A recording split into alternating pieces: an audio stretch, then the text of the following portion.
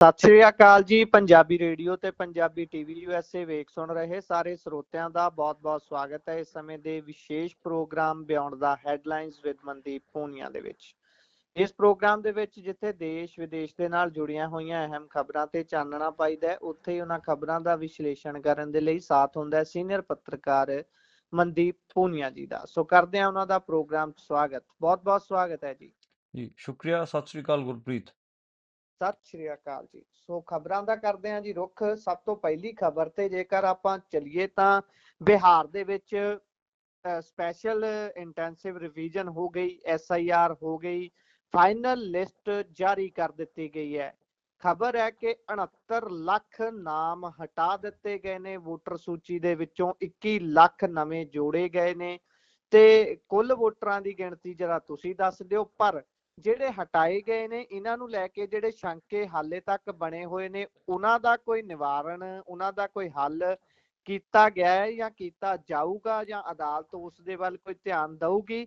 ਤੇ ਨਾਲ ਦੀ ਨਾਲ ਇਹ ਵੀ ਜ਼ਰੂਰ ਦੱਸਿਓ ਕਿ ਇਹ 69 ਲੱਖ ਲੋਕ ਹੁਣ ਆਪਣੇ ਆਪ ਨੂੰ, ਜਿਹੜਾ ਇੱਕ ਅਧਿਕਾਰ ਹੁੰਦਾ ਵੋਟ ਪਾਉਣ ਦਾ, ਬੇਸਿਕ ਹੱਕ ਹੁੰਦਾ ਕਿਸੇ ਸਿਟੀਜ਼ਨ ਦਾ, ਉਹ ਖੋਏ ਜਾਣ ਤੋਂ ਬਾਅਦ ਹੁਣ ਕੀ ਇਹਨਾਂ ਨੂੰ ਪੂਰਨ ਤੌਰ ਤੇ ਸਿਟੀਜ਼ਨ ਮੰਨਿਆ ਜਾ ਸਕਦਾ? ਇਹ ਸਿਟੀਜ਼ਨ ਹੈਗੇ ਭਾਰਤ ਦੇ, ਜਾਂ ਫਿਰ ਹੁਣ ਇਹਨਾਂ ਨੂੰ ਕੀ ਕਹਾਂਗੇ ਆਪਾਂ? ਬਿਲਕੁਲ ਸਹੀ ਕਿਹਾ ਗੁਰਪ੍ਰੀਤ ਕਿ ਜਿਹੜਾ ਇਹ ਡੇਟਾ ਅੱਜ ਫਾਈਨਲ ਹੋਇਆਗਾ SIR ਦਾ, ਤਕਰੀਬਨ 69 ਲੱਖ ਤੁਸੀਂ ਕਹਿ ਰਹੇ ਹੋ, ਮਤਲਬ 70 ਲੱਖ ਮੰਨ ਕੇ ਚਲੋ ਜਿਹੜੇ ਵੋਟਰ ਲਿਸਟ ਤੋਂ ਨਾ ਕਟੇ ਹੈਗੇ ਆ, ਤੇ ਬਾਕੀ ਜੋੜੇ ਵੀ ਗਏ ਹੈਗੇ ਆ 21 ਲੱਖ। ਤਕਰੀਬਨ 7 ਕਰੋੜ 42 ਲੱਖ ਨਵੇਂ ਮਤਲਬ ਟੋਟਲ ਵੋਟਰ ਬਿਹਾਰ ਦੇ ਵਿੱਚ ਹੋ ਚੁੱਕੇ ਹੈਗੇ ਆ। ਇਹਦੇ 'ਚ ਮੈਂ ਸਿਟੀ ਵਾਈਜ਼ ਦੱਸਾਂ ਜੇ ਬਿਹਾਰ 'ਚ ਜਿਹੜੇ ਪਟਨਾ ਸਾਹਿਬ ਹੈ, ਪਟਨਾ ਸਾਹਿਬ ਦੇ ਵਿੱਚ 1,63,000 ਜਿਹੜੇ ਵੋਟਰ ਹੈਗੇ ਆ ਉਹ ਜੋੜੇ ਗਏ ਨੇ ਨਵੇਂ। ਪਰ ਕੁਛ ਇੱਦਾਂ ਦੇ ਡਿਸਟ੍ਰਿਕਟਸ ਹੈਗੇ ਆ ਜਿੱਥੇ ਵੋਟਰ ਬਹੁਤ ਵੱਡੇ ਲੈਵਲ 'ਤੇ ਘਟੇ ਨੇ, ਜਿਵੇਂ ਸਾਰਨ ਡਿਸਟ੍ਰਿਕਟ ਹੈ, ਉੱਥੇ 2.25 ਲੱਖ ਵੋਟਰ ਉੱਥੇ ਘਟੇ ਨੇ। ਇੱਦਾਂ ਹੀ ਬੇਗੂਸਰਾਏ ਹੈ, 1.25 ਲੱਖ ਵੋਟਰ ਉੱਥੇ ਕਮ ਹੋਇਆਗਾ। ਤਾਂ ਇਸ ਕਰਕੇ ਮਤਲਬ ਇਸ ਕਿਸਮ ਦੇ ਕਈ ਸਾਰੇ ਪੋਕਟਸ ਨੇ ਜਿੱਥੇ ਲੱਖ 2 ਲੱਖ ਜਿਹੜੇ ਵੋਟਰ ਹੈਗੇ ਉਹ ਘਟੇ ਨੇ। ਇੱਕ ਥਿਊਰੀ ਤਾਂ ਇਹ ਚੱਲਦੀ ਹੈਗੀ ਕਿ ਉਹ ਜ਼ਿਆਦਾਤਰ ਮੁਸਲਿਮ ਪੋਪੂਲੇਟਿਡ ਇਲਾਕੇ ਨੇ, ਉੱਥੇ ਵੋਟਰ ਲਿਸਟ 'ਚ ਜ਼ਿਆਦਾ ਨਾ ਕੱਟੇ ਗਏ ਹੈਗੇ ਆ। ਇੱਕ ਥਿਊਰੀ ਇਹ ਵੀ ਹੈ ਕਿ ਜਿਹੜੇ ਇਹ ਡਿਸਟ੍ਰਿਕਟਸ ਨੇ ਇਹਨਾਂ 'ਚ ਮਾਈਗ੍ਰੇਸ਼ਨ ਬਹੁਤ ਜ਼ਿਆਦਾ ਹੈ, ਇੱਥੋਂ ਲੋਕ ਬਾਹਰ ਬਹੁਤ ਗਏ ਹੋਏ ਹੈਗੇ ਦੂਜੇ ਸੂਬਿਆਂ 'ਚ। ਅਤੇ ਕੀ ਉਹ ਜਿਹੜੇ ਇਹਨਾਂ ਬਿਹਾਰ ਦੇ ਜਿਹੜੇ ਵੋਟਰ ਨੇ ਜਿਨ੍ਹਾਂ ਦੇ ਨਾਂ ਕੱਟੇ ਗਏ, ਕੀ ਉਹ ਹਰਿਆਣੇ ਦੇ, ਕੀ ਉਹ ਪੰਜਾਬ ਦੇ ਜਾਂ ਦਿੱਲੀ ਦੇ ਵੋਟਰ ਬਣ ਗਏ ਹੈਗੇ ਆ? ਇਹ ਵੀ ਇੱਕ ਸਵਾਲ ਹੈ। ਤਕਰੀਬਨ 70 ਲੱਖ ਵੋਟਰਾਂ ਦੇ ਨਾਂ ਕੱਟੇ ਜਾਣੇ ਇੱਕ ਵੱਡਾ ਨੰਬਰ ਹੈ। ਤਾਂ ਮਤਲਬ ਜੇ ਹਰਿਆਣਾ ਅਤੇ ਪੰਜਾਬ ਤਾਂ ਦੋਵੇਂ ਵਿਚਾਰੇ ਛੋਟੇ ਛੋਟੇ ਸੂਬੇ ਨੇ, ਜੇ ਇਹਨਾਂ 'ਚ ਮੈਨੂੰ ਲੱਗਦਾ ਗਾ ਕਿ 15-20 ਲੱਖ ਹਰਿਆਣੇ 'ਚ ਜੇ ਪਿਛਲੇ 10 ਸਾਲ 'ਚ ਮੰਨ ਲਓ ਕਿ 20 ਲੱਖ ਜਾਂ 15 ਲੱਖ ਜਿਹੜਾ ਵੋਟਰ ਹੈਗਾ ਉਹ ਉੱਤਰ ਪ੍ਰਦੇਸ਼ ਜਾਂ ਬਿਹਾਰ ਦਾ ਐਡ ਹੋਇਆ ਗਾ, ਉਹਨੇ ਤਾਂ ਫਿਰ ਹਰਿਆਣੇ ਦੇ ਤਾਂ ਇੱਕ ਹਿਸਾਬ ਨਾਲ ਵੋਟਿੰਗ ਪੈਟਰਨ ਅਤੇ ਪੋਲੀਟੀਕਲ ਸਿਸਟਮ ਨੂੰ ਹਿਲਾ ਕੇ ਰੱਖ ਦਿੱਤਾ ਹੋਊਗਾ ਨਾ। ਹੁਣ ਪੰਜਾਬ ਦੇ 15 ਵਿਧਾਨ ਸਭਾ ਖੇਤਰ ਇੱਦਾਂ ਦੇ ਹੈਗੇ ਜਿਨ੍ਹਾਂ ਨੂੰ ਮੈਂ ਦੇਖ ਰਿਹਾ ਸੀ, ਜਿੱਥੇ ਸਭ ਤੋਂ ਮਤਲਬ ਜਿੱਥੇ ਜਿਹੜਾ ਬਿਹਾਰ ਦਾ, ਉੱਤਰ ਪ੍ਰਦੇਸ਼ ਦਾ ਜਿਹੜਾ ਹੈਗਾ ਪੂਰਬੀਆ ਜਿਹੜਾ ਵੋਟਰ ਹੈ ਉਹ ਡੋਮੀਨੇਟ ਕਰਦਾ ਗਾ। 15 ਵਿਧਾਨ ਸਭਾ 15 ਕਾਨਸਟੀਚੁਐਂਸੀਆਂ ਅੱਜ ਦੇ ਟਾਈਮ ਵਿਧਾਨ ਸਭਾ ਦੀਆਂ ਪੰਜਾਬ 'ਚ ਇੱਦਾਂ ਦੀਆਂ ਹੋ ਰੱਖੀਆਂ ਨੇ ਜਿੱਥੇ ਇਹ ਡੋਮੀਨੇਟ ਕਰਦੇ ਨੇ। ਤਾਂ ਤੁਸੀਂ ਲਗਾਓ ਹਿਸਾਬ ਆਪ ਕਿ ਠੀਕ ਹੈ ਕਿ ਬਿਹਾਰ 'ਚ ਇਹ ਘੱਟ ਹੋਏ ਨੇ, ਪਰ ਇਹ ਕਿਤੇ ਨਾ ਕਿਤੇ ਤਾਂ ਜੁੜੇ ਹੋਣਗੇ ਜਾ ਕੇ, ਕਿਤੇ ਨਾ ਕਿਤੇ ਤਾਂ ਇਹਨਾਂ ਨੇ ਜਾ ਕੇ ਐਡ ਔਨ ਕੀਤਾ ਹੋਊਗਾ। ਇਹ ਮੈਨੂੰ ਥੋੜ੍ਹਾ ਜਿਹਾ ਉਹ ਲੱਗਿਆ। ਮੈਂ ਇੱਕ ਛੋਟਾ ਜਿਹਾ ਸਰਵੇ ਵੀ ਕੰਡਕਟ ਕਰ ਰਿਹਾ ਗਾ। ਮੈਂ ਜਿਹੜੀ ਇਸ ਵਾਸਤੇ ਜਿਹੜੀ ਕਾਨਸਟੀਚੁਐਂਸੀ ਲਈ ਹੈ ਉਹ ਡੇਰਾਬੱਸੀ ਲਈ ਹੈ, ਵਿਧਾਨ ਸਭਾ ਦੀ ਜਿਹੜੀ ਆਪਾਂ ਕਹਿ ਲਈਏ ਕਿ ਜਿਹੜਾ ਹਲਕਾ ਲਿਆ ਗਾ ਵਿਧਾਨ ਸਭਾ ਹਲਕਾ, ਉਹ ਮੈਂ ਡੇਰਾਬੱਸੀ ਅਤੇ ਖਰੜ 2 ਇੱਦਾਂ ਦੇ ਹਲਕੇ ਹੈਗੇ ਆ ਜਿੱਥੇ ਮੈਂ ਤਕਰੀਬਨ 200 ਸੈਂਪਲ ਮੈਂ ਭਰਾਂਗਾ। ਅਤੇ ਉਹਦੇ 'ਚ ਮੈਂ ਇਹ ਅਤੇ ਇਹ ਕਮਿਊਨਿਟੀ ਓਰੀਐਂਟਿਡ ਸੈਂਪਲ ਹੋਣਗੇ, ਯਾਨੀ ਕਿ ਮੈਂ ਪੂਰੇ ਕੋਸ਼ਿਸ਼ ਕਰਾਂਗਾ ਕਿ ਜਿਹੜਾ ਪੂਰਾ ਮੁਹੱਲਾ ਇੱਕ ਸੁਸਾਇਟੀ ਹੈ, ਰੈਜ਼ੀਡੈਂਟ ਸੁਸਾਇਟੀ ਹੈ, ਉਹਦਾ ਹੀ ਡੇਟਾ ਮੇਰੇ ਕੋਲ ਆ ਜਾਵੇ। ਯਾਨੀ ਕਿ 200 ਸੁਸਾਇਟੀਜ਼ ਦੇ ਡੇਟਾ ਨੂੰ ਆਪਾਂ ਖੰਗਾਲਣ ਦੀ ਕੋਸ਼ਿਸ਼ ਕਰਾਂਗੇ ਕਿ ਉੱਥੇ ਕਿੱਥੋਂ ਦੇ ਲੋਕ ਆ ਕੇ ਵਸੇ ਨੇ, ਅਤੇ 10 ਦਿਨਾਂ ਅੰਦਰ ਆਪਾਂ ਕੋਸ਼ਿਸ਼ ਕਰਾਂਗੇ ਕਿ ਇਹ ਪੂਰਾ ਹੋ ਜਾਵੇ ਤਾਂ ਕਿ ਲੋਕਾਂ ਤੱਕ ਇਹ ਗੱਲ ਪਹੁੰਚਾਈ ਜਾ ਸਕੇ ਕਿ ਕਿਸ ਕਿਸਮ ਦਾ ਇਸ ਦਾ ਅਸਰ ਪੈ ਰਿਹਾ ਗਾ ਹਰਿਆਣਾ ਤੇ ਪੰਜਾਬ ਤੇ। ਬਿਹਾਰ ਦੇ ਵਿੱਚ ਤਾਂ ਦੋਵੇਂ ਥੇਰੀਆਂ ਮੈਂ ਦੱਸਤੀਆਂ ਕਿ ਇੰਡੀਆ ਅਲਾਇੰਸ ਵਾਲੇ ਕਹਿ ਰਹੇ ਨੇ ਕਿ ਸਾਡੇ ਜਿਹੜੇ ਜਿੱਥੇ ਮੁਸਲਮਾਨ ਡੋਮੀਨੇਟਡ ਇਲਾਕੇ ਨੇ ਉੱਥੇ ਇਹਨਾਂ ਨੇ ਵੋਟਰ ਕੱਟੇ ਨੇ।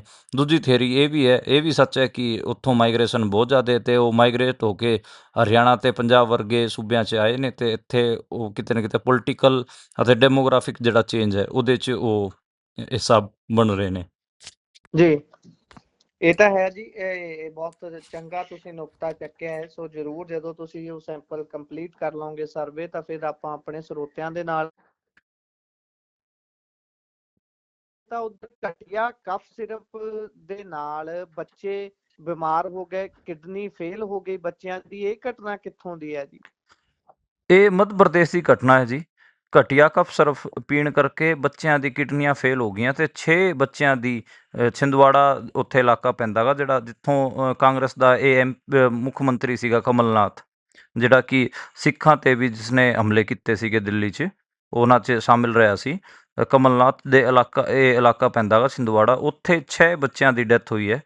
ਤੇ ਉੱਥੇ ਉਸ ਜਿਹੜਾ ਕੋਲਡ ਡ੍ਰਿਫਟ ਕਰਕੇ ਅਤੇ ਨੈਕਸ ਟਰੋਸ ਕਰਕੇ 2 ਕਫ ਸਿਰਪ ਸੀਗੇ, ਉਹਨਾਂ ਕਰਕੇ ਬੱਚਿਆਂ ਦੀ ਕਿਡਨੀਆਂ ਫੇਲ ਹੋ ਰਹੀਆਂ ਨੇ ਔਰ ਬਹੁਤ ਸਾਰੇ ਬੱਚਿਆਂ ਨੂੰ ਤੇਜ਼ ਬੁਖਾਰ ਆਏ ਹੋਏ ਨੇ। ਤਕਰੀਬਨ 50 ਬੱਚੇ ਇੱਦਾਂ ਦੇ ਹੈਗੇ ਜਿਹੜੇ ਹਸਪਤਾਲਾਂ 'ਚ ਭਰਤੀ ਹੋਏ ਨੇ ਤੇ 3500 ਤੋਂ ਵੱਧ ਬੱਚਿਆਂ ਦੇ ਬਲੱਡ ਸੈਂਪਲ ਲਏ ਜਾ ਰਹੇ ਨੇ ਜਿਨ੍ਹਾਂ ਨੇ ਇਹ ਜਿਹੜੀ ਕਫ ਸਿਰਪ ਸੀ ਉਹ ਲਈ ਸੀ। 6 ਬੱਚਿਆਂ ਦੀ ਅਜੇ ਤੱਕ ਮੌਤ ਹੋ ਚੁੱਕੀ ਹੈ। ਤਾਂ ਦੇਖੋ ਕਿੰਨੀ ਖਰਾਬ ਸਥਿਤੀ ਉੱਥੇ ਕਿ ਬੱਚਿਆਂ ਨੂੰ ਜਿਹੜੀ ਦਵਾਈ ਠੀਕ ਕਰਨ ਵਾਸਤੇ ਕਫ ਸਿਰਪ ਵਾਸਤੇ ਕਫ ਨੂੰ ਠੀਕ ਕਰਨ ਵਾਸਤੇ ਦਿੱਤੀ ਜਾ ਰਹੀ ਹੈ ਤੇ ਉਹ ਦੇਖੋ ਬੱਚਿਆਂ ਦੀ ਕਿਡਨੀ ਖਤਮ ਕਰਕੇ ਉਹਨਾਂ ਨੂੰ ਡੈਥ ਤੱਕ ਪਹੁੰਚਾ ਦੇ ਰਹੀ ਹੈ।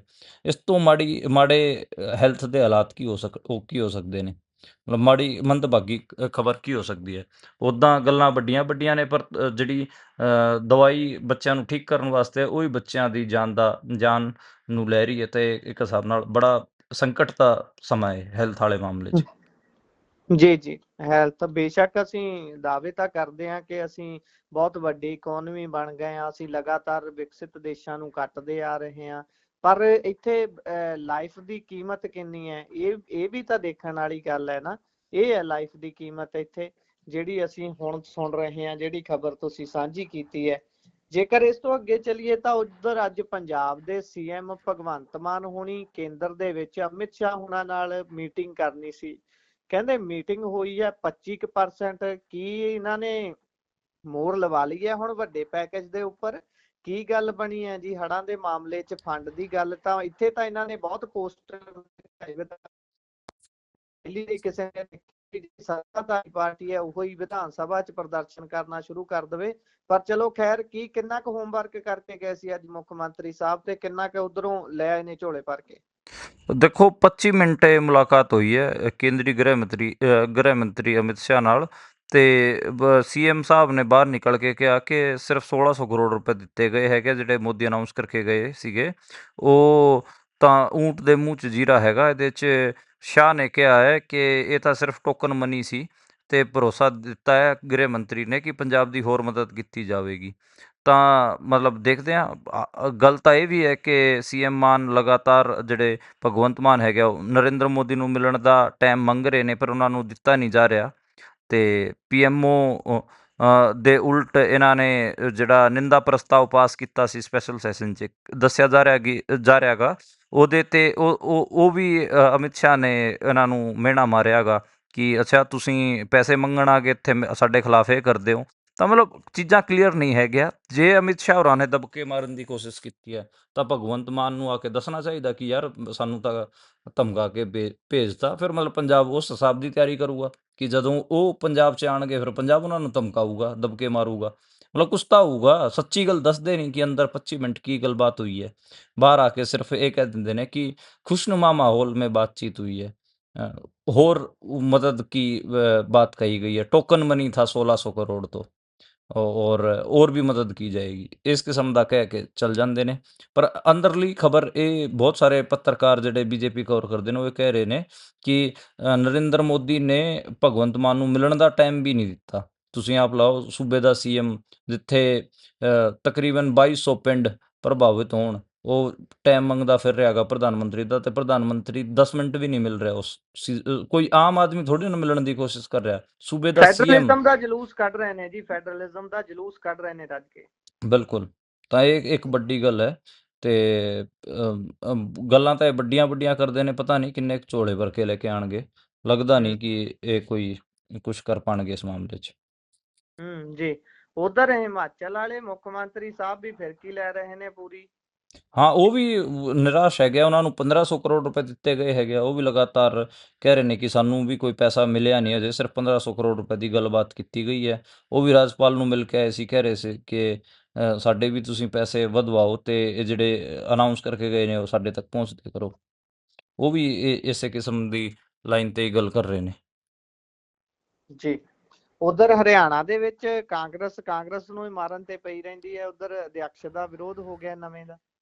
ਹਾਂਜੀ, ਹਰਿਆਣਾ ਦੇ ਵਿੱਚ ਨਇਆ ਕਾਂਗਰਸ ਨੇ ਆਪਣਾ ਪ੍ਰਦੇਸ਼ ਅਧਿਅਕਸ਼ ਬਣਾਇਆ ਸੀ, ਤੇ ਰਾਓ ਨਰਿੰਦਰ ਯਾਦਵ ਨਾਂ ਹੈ ਉਹਦਾ, ਤੇ CLP ਵੀ ਬਣਾ ਦਿੱਤਾ ਹੈ ਹਰਿਆਣਾ ਕਾਂਗਰਸ ਨੇ, ਤੇ ਭੁਪਿੰਦਰ ਹੁੱਡਾ ਨੂੰ ਨੇਤਾ ਪ੍ਰਤੀਪਕਸ਼ ਬਣਾਇਆ ਗਿਆ ਹੈਗਾ, ਜਿਹਨੂੰ ਆਪਾਂ ਲੀਡਰ ਆਫ ਆਪੋਜੀਸ਼ਨ ਕਹਿੰਦੇ ਆ, ਤੇ ਉਹ ਬਣਾਇਆ ਗਿਆ ਹੈਗਾ ਭੁਪਿੰਦਰ ਹੁੱਡੇ ਨੂੰ ਵਿਧਾਨ ਸਭਾ ਦੇ ਵਿੱਚ। ਲੇਕਿਨ ਪ੍ਰਦੇਸ਼ ਅਧਿਅਕਸ਼ ਜਿਹੜਾ ਬਣਾਇਆ ਗਿਆ ਬੰਦਾ, ਉਹ ਸਾਲ 2013 ਚ ਇੱਕ ਵੱਡੇ ਰਿਸ਼ਵਤ ਕਾਂਡ 'ਚ ਉਹਦਾ ਨਾਂ ਆਇਆ ਸੀਗਾ। CLU ਕਾਂਡ ਉਹਨੂੰ ਕਿਹਾ ਜਾਂਦਾ ਗਾ। CLU ਹੁੰਦੀ ਹੈ ਜਿਹੜੇ ਲੈਂਡ ਯੂਜ਼ ਚੇਂਜ ਕੀਤਾ ਜਾਂਦਾ, ਐਗਰੀਕਲਚਰ ਤੋਂ ਇੰਡਸਟਰੀਅਲ ਕੀਤਾ ਜਾਂਦਾ ਵਾ, ਕਿਸਾਨਾਂ ਦੀ ਜ਼ਮੀਨ ਤੇ ਨੂੰ ਦੀ CLU ਕਰਾਉਣ ਵਾਸਤੇ ਉਹਦੀ ਇੱਕ CD ਵਾਇਰਲ ਹੋਈ ਸੀ, ਜਿਹਦੇ 'ਚ ਉਹ 50 ਕਰੋੜ ਰੁਪਏ ਦੀ ਰਿਸ਼ਵਤ ਮੰਗ ਰਿਹਾ ਸੀਗਾ। ਤੇ ਖੈਰ ਦੇਖੋ ਕਾਂਗਰਸ ਦੇ ਕਿੰਨੇ ਮਾੜੇ ਹਾਲਾਤ ਨੇ ਕਿ ਇੱਦਾਂ ਦੇ ਬੰਦੇ ਨੂੰ ਉਸ ਪ੍ਰਦੇਸ਼ ਦੀ ਕਮਾਨ ਸੌਂਪ ਦਿੰਦੇ ਨੇ, ਜਿਹੜਾ ਕਿ ਐਡੀ ਵੱਡੀ ਰਿਸ਼ਵਤ ਵਾਲੇ ਕਾਂਡ 'ਚ ਸ਼ਾਮਿਲ ਰਿਹਾ ਹੋਵੇ। ਦੂਜੀ ਇਸ ਤੇ ਇਹ ਗੱਲ ਇਹ ਵੀ ਹੈ ਕਿ ਇਹ ਜਿਹੜਾ ਪ੍ਰਦੇਸ਼ ਅਧਿਅਕਸ਼ ਬਣਾਇਆ ਗਿਆ ਹੈ, ਆਪ 3 ਵਾਰ ਲਗਾਤਾਰ ਚੋਣ ਹਾਰ ਚੁੱਕਿਆ ਹੈਗਾ। 3 ਵਾਰ ਚੋਣ ਹਾਰਨ ਤੋਂ ਮੇਰਾ ਭਾਵ ਹੈ ਕਿ 2014 ਚ ਇਹਨੂੰ ਸਿਰਫ 10,000 ਵੋਟਾਂ ਪਈਆਂ ਸੀ, ਠੀਕ ਹੈ ਜੀ, ਤੇ 2014 ਚ ਸਿਰਫ 10,000, ਤੀਜੇ ਨੰਬਰ ਤੇ ਸੀਗੀ ਕਾਂਗਰਸ, ਤੇ 2019 ਚ ਵੀ ਤੀਜੇ ਨੰਬਰ ਤੇ ਸੀ, ਸਿਰਫ 20,000 ਵੋਟਾਂ ਇਹਨੂੰ ਪਈਆਂ। 2024 ਚ ਚਲੋ 40,000 ਵੋਟਾਂ ਪਈਆਂ, ਪਰ ਦੂਜੇ ਨੰਬਰ ਤੇ ਰਿਹਾ।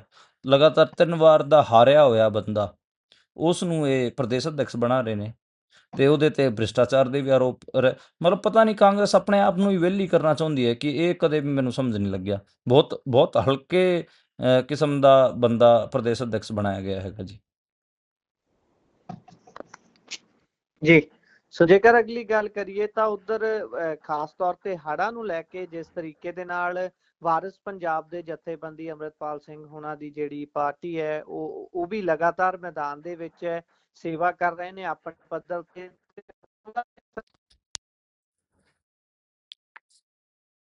ਰਹੇ ਨੇ ਵੀ ਉਹ BJP ਦੇ ਵਿੱਚ ਜਾਣ ਦੀਆਂ ਅਟਕਲਾਂ ਸੀਗੀਆਂ, ਉਹਨਾਂ ਨੂੰ ਵੀ ਖਾਰਜ ਕੀਤਾ ਜੀ। ਹਾਂਜੀ, ਅਕਾਲੀ ਦਲ ਵਾਰਿਸ ਪੰਜਾਬ ਦੇ ਜਿਹੜੇ ਆਗੂ ਸੀਗੇ, ਅੱਜ ਉਹਨਾਂ ਨੇ ਪ੍ਰੈਸ ਕਾਨਫਰੰਸ ਕੀਤੀ ਹੈ। ਉਹਦੇ 'ਚ ਅੰਮ੍ਰਿਤਪਾਲ ਸਿੰਘ ਹੋਣਾ ਦੇ ਪਿਤਾ ਜੀ ਤਰਸੇਮ ਸਿੰਘ ਅਤੇ ਹੋਰ ਪਾਰਟੀ ਦੇ ਆਗੂ ਸ਼ਾਮਲ ਸਨ। ਉਹਨਾਂ ਨੇ ਇੱਕ ਤਾਂ ਆਰੋਪ ਇਹ ਹੀ ਲਾਇਆ ਕਿ ਜਿਹੜਾ ਉਹਨਾਂ ਦਾ ਇਲਾਕਾ ਸੀਗਾ ਅੰਮ੍ਰਿਤਪਾਲ ਸਿੰਘ ਹੋਣਾ ਦਾ, ਖਾਸ ਕਰ ਰੜੀਕੇ ਪੱਤਨ ਵਾਲਾ ਇਲਾਕਾ, ਉੱਥੇ ਹੜ੍ਹ ਆਏ ਹੋਏ ਸੀ, ਉੱਥੇ ਸਰਕਾਰ ਕਿਤੇ ਵੀ ਨਹੀਂ ਦਿਖੀ, ਤੇ ਸਾਰਾ ਕੰਮ ਲੋਕਾਂ ਨੇ ਆਪ ਕੀਤਾ ਹੈਗਾ, ਤੇ ਉਹਨਾਂ ਦੀ ਪਾਰਟੀ ਵੀ ਖੜੀ ਰਹੀ। ਦੂਜਾ, ਉਹਨਾਂ ਨੇ ਇਹ ਗੱਲ ਵੀ ਖਾਰਿਜ ਕੀਤੀ ਹੈ ਕਿ ਭਾਜਪਾ ਉਹ ਜੁਆਇਨ ਨਹੀਂ ਕਰਨਗੇ, ਨਾ ਕਿਸੇ ਕਿਸਮ ਦਾ ਅਲਾਇੰਸ ਕਰਨਗੇ। ਕਿਸੇ ਪੱਤਰਕਾਰ ਨੇ ਸਵਾਲ ਚੁੱਕਿਆ ਸੀਗਾ, ਤੇ ਇੱਕ IT ਸੈੱਲ ਵਾਲੇ ਵੀ ਲਗਾਤਾਰ ਉਹਨਾਂ ਦੇ ਖਿਲਾਫ ਇਹ ਪ੍ਰੋਪੇਗੈਂਡਾ ਚਲਾ ਰਹੇ ਸੀ ਕਿ ਅੰਮ੍ਰਿਤਪਾਲ ਸਿੰਘ BJP ਜੁਆਇਨ ਕਰ ਸਕਦੇ ਨੇ। ਉਹ ਉਹਨਾਂ ਨੇ ਖਾਰਿਜ ਕੀਤਾ, ਕਿਹਾ ਕਿ ਉਹ ਕਦੇ ਵੀ BJP 'ਚ ਨਹੀਂ ਜਾਣਗੇ, ਤੇ ਇਹ ਗੱਲ ਉਹਨਾਂ ਨੇ ਕਹੀ ਹੈ। ਤੇ ਉਹਨਾਂ ਨੇ ਇਹ ਵੀ ਕਿਹਾ ਕਿ ਅਸੀਂ ਨਹੀਂ ਜਿਹੜੇ ਅੱਗੇ ਕੈਂਡੀਡੇਟ ਵੀ ਲਾਵਾਂਗੇ, ਉਹ ਥੋਪਾਂਗੇ ਨਹੀਂ, ਬਲਕਿ ਜਨਤਾ ਜਿਹੜਿਆਂ ਨੂੰ ਚੂਜ਼ ਕਰੂਗੀ ਉਹਨਾਂ ਨੂੰ ਹੀ ਉਮੀਦਵਾਰ ਆਪਣੇ ਬਣਾਵਾਂਗੇ। ਤੇ 2027 ਚ ਚੋਣਾਂ ਦੀ ਤਿਆਰੀ ਦਾ ਉਹਨਾਂ ਨੇ ਐਲਾਨ ਕਰ ਦਿੱਤਾ, ਤੇ ਕਹਿ ਰਹੇ ਕਿ ਅਸੀਂ 2027 ਚ ਗੱਜ ਕੇ ਚੋਣ ਲੜਾਂਗੇ। ਜੀ। ਉਧਰ ਕੈਨੇਡਾ ਦੇ ਵਿੱਚ ਬੀਤੇ ਕੱਲ ਕੈਨੇਡਾ ਸਰਕਾਰ ਦੇ ਵੱਲੋਂ ਲਾਰੈਂਸ ਗੈਂਗ ਨੂੰ ਉੱਥੋਂ ਅੱਤਵਾਦੀ ਸੰਗਠਨ ਘੋਸ਼ਿਤ ਕਰ ਦਿੱਤਾ ਜਾਂਦਾ ਹੈ, ਤੇ ਉਸ ਤੋਂ ਬਾਅਦ ਕਈ ਤਰ੍ਹਾਂ ਦੀਆਂ ਇਹਨਾਂ ਤੇ ਪਾਬੰਦੀਆਂ ਲਾ ਦਿੱਤੀਆਂ ਗਈਆਂ ਨੇ। ਹਾਂਜੀ, ਅੱਤਵਾਦੀ ਸੰਗਠਨ ਘੋਸ਼ਿਤ ਕਰ ਦਿੱਤਾ ਲਾਰੈਂਸ ਬਿਸ਼ਨੋਈ ਗੈਂਗ ਨੂੰ, ਤੇ ਉਹਦੇ 'ਚ ਕੈਨੇਡਾ ਦੇ ਪਬਲਿਕ ਸਿਕਿਉਰਿਟੀ ਮਿਨਿਸਟਰ ਹੈਗੇ ਆ ਗੈਰੀ ਆਨੰਦ ਸੰਗਰੀ। ਉਹਨਾਂ ਨੇ ਕਿਹਾ ਕਿ ਕੈਨੇਡਾ ਦੀ ਸੁਸਾਇਟੀ 'ਚ ਹਿੰਸਾ ਅਤੇ ਵਾਇਲੈਂਸ ਦਾ, ਟੈਰਰਿਜ਼ਮ ਦਾ ਕੋਈ ਸਥਾਨ ਨਹੀਂ ਹੈ, ਤੇ ਵਿਸ਼ੇਸ਼ ਤੌਰ ਤੇ ਅ, ਅ, ਇਹ ਇੱਕ ਵਿਸ਼ੇਸ਼ ਸਮੁਦਾਇ ਨੂੰ ਦੇ ਵਿੱਚ ਡਰ ਦਾ ਮਾਹੌਲ ਬਣਾਉਣ ਵਾਸਤੇ ਇਹ ਲਾਰੈਂਸ ਬਿਸ਼ਨੋਈ ਗੈਂਗ ਐਕਟਿਵ ਸੀਗਾ ਤੇ ਇਹਨੂੰ ਉੱਥੇ ਅੱਤਵਾਦੀ ਕਰਾਰ ਦੇ ਦਿੱਤਾ ਗਿਆ ਹੈਗਾ। ਜੇ ਉਹਨਾਂ ਨਾਲ ਕੋਈ ਵੀ ਜੁੜਿਆ ਮਿਲਿਆ ਤੇ ਉਹਦੇ ਤੇ ਸਖਤ ਕਾਰਵਾਈ ਕੀਤੀ ਜਾਊਗੀ। ਅੱਜ ਦੇਖ ਰਿਹਾ ਸੀ ਬਹੁਤ ਸਾਰੇ ਇੰਟਰਨੈਸ਼ਨਲ ਆਰਗੇਨਾਈਜੇਸ਼ਨਸ ਨੇ ਵੀ ਇਸ ਮਾਮਲੇ ਤੇ ਕਵਰੇਜ ਕੀਤੀ ਹੋਈ ਸੀ ਤੇ ਉਹਨਾਂ ਨੇ ਦੱਸਿਆ ਹੋਇਆ ਸੀ ਕਿ ਕਿਵੇਂ ਜਿਹੜਾ ਲਾਰੈਂਸ ਬਿਸ਼ਨੋਈ ਗੈਂਗ ਹੈ ਉਹਦੇ ਜੀ ਬੰਦੇ ਕੈਨੇਡਾ 'ਚ ਅਮਰੀਕਾ 'ਚ ਫੈਲੇ ਹੋਏ ਨੇ ਅਤੇ ਪੰਜਾਬ ਤੇ ਹਰਿਆਣਾ ਰਾਜਸਥਾਨ ਯੂਪੀ 'ਚ ਫੈਲੇ ਹੋਏ ਨੇ। ਉਹ ਸਾਰਾ ਉਹਨਾਂ 'ਚ ਜ਼ਿਕਰ ਸੀਗਾ ਤੇ ਦੱਸਿਆ ਜਾ ਰਿਹਾ ਹੈਗਾ ਕਿ ਅਗਸਤ ਮਹੀਨੇ 'ਚ ਲਾਰੈਂਸ ਬਿਸ਼ਨੋਈ ਗੈਂਗ ਤੇ ਬੈਨ ਲਾਉਣ ਵਾਸਤੇ ਉੱਥੇ ਮੰਗ ਉੱਠੀ ਸੀਗੀ ਤੇ ਉਸ ਤੋਂ ਬਾਅਦ ਇੱਕ ਪੂਰਾ ਡੇਟਾ ਤਿਆਰ ਕੀਤਾ ਗਿਆ ਜਿਹਦੇ 'ਚ ਇਹ ਜੀ ਦੱਸਿਆ ਗਿਆ ਕਿ ਉਸ ਗੈਂਗ ਨੇ ਕਿੰਨੇ ਬੰਦਿਆਂ ਨੂੰ ਉੱਥੇ ਡਰਾਇਆ ਹੈਗਾ, ਪ੍ਰੋਟੈਕਸ਼ਨ ਮਨੀ ਮੰਗੀ ਹੈਗੀ ਆ, ਫਾਇਰਿੰਗ ਕੀਤੀ ਹੈ। ਉਸ ਡੇਟਾ ਤੋਂ ਬਾਅਦ ਹੀ ਕੈਨੇਡਾ ਵਾਲਿਆਂ ਨੇ ਪੂਰਾ ਇੱਕ ਆਪਣਾ ਕਹਿ ਲਈਏ ਕਿ ਏਜੰਡਾ ਲੈ ਕੇ ਉਹਨੂੰ ਸਿਰੇ ਚੜਾਇਆ ਹੈਗਾ ਤੇ ਲਾਰੈਂਸ ਬਿਸ਼ਨੋਈ ਗੈਂਗ ਤੇ ਬੈਨ ਲਾ ਦਿੱਤਾ ਗਿਆ ਹੈ। ਇਸੇ ਦੇ ਨਾਲ ਪ੍ਰੋਗਰਾਮ ਦਾ ਸਮਾਂ ਇੱਥੇ ਸਮਾਪਤ ਹੁੰਦਾ।